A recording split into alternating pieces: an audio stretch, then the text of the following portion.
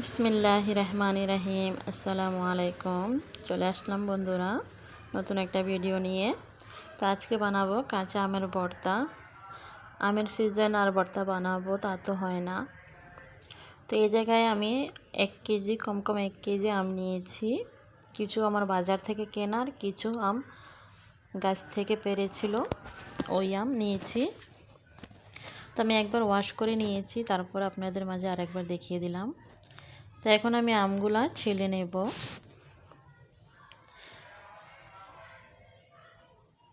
আগে অনেক খেয়েছি কাঁচা আমের ভর্তা, এখন এতটা খাওয়া হয় না, কারণ খাট্টা জিনিস খেতে পারি না, খেলে দাঁতের ভিতরে সমস্যা হয়।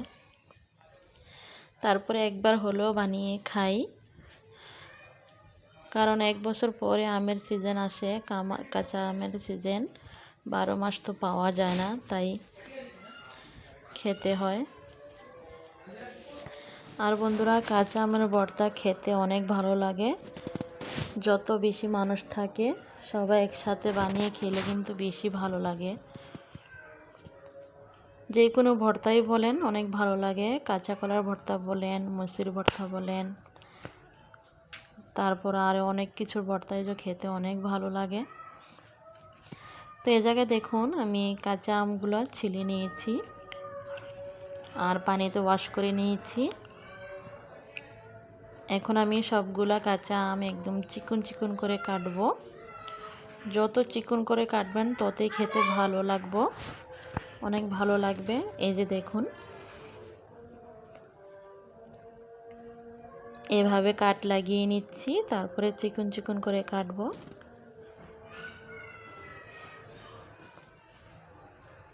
এভাবে আমি সবগুলা আম কেটে নিয়েছি।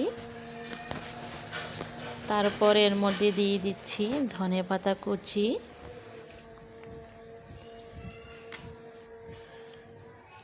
চিলি ফ্লেক্স,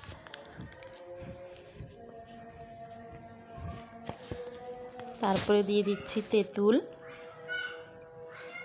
স্বাদ মতন লবণ,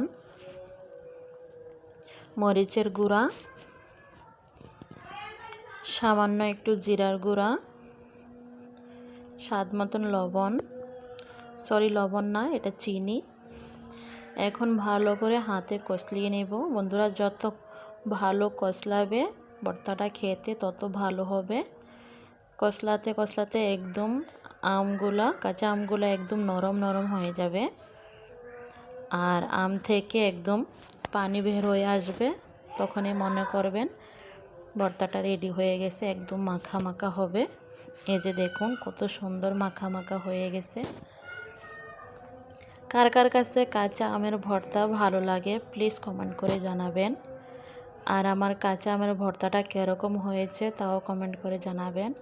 আর যারা ভিডিও দেখেন প্লিজ কমপ্লিট ভিডিওটি দেখবেন, একটা লাইক দিয়ে ভিডিওটি দেখা শুরু করবেন, আর সবার শেষে সুন্দর একটা কমেন্ট করে যাবেন। তো ভর্তাটা খেতে ভীষণ ভালো হয়েছে। এই যে দেখুন কতটা সুন্দর দেখাচ্ছে, দেখি মনে হচ্ছে ভর্তাটা কত মজা হয়েছিল।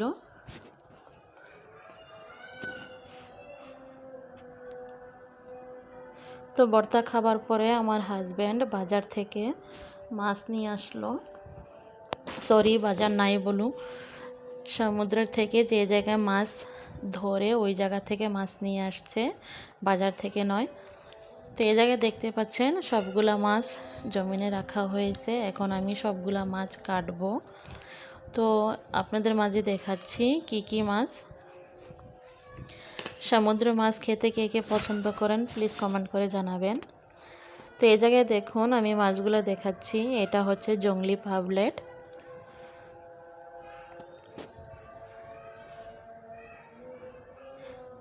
এই যে এটা হচ্ছে সমুদ্রের কাঁকড়া মাছ, এটা মনে ডিম দিচ্ছিল। এই যে দেখুন পেট থেকে ডিম বাহির হয়ে আসছে, দেখে খুব খারাপ লাগলো। মাছটা জীবিত থাকলে হয়তো ডিম দিত। এই যে দেখুন এটার মুখটা কতটা চোক্কা, এটা আমার মনে হয় সামুদ্রিক কাঁকড়া মাছ। তো সবগুলা মাছই একদম ফ্রেশ ছিল আর খেতে অনেক ভালো লাগে। এটা হচ্ছে জাক্কা, এটা খেতে একটু একটু ইলিশ মাছের মতন লাগে। আর এটা হচ্ছে কেউ বলে কাউয়া মাছ, আবার কেউ বলে সুরমা মাছ।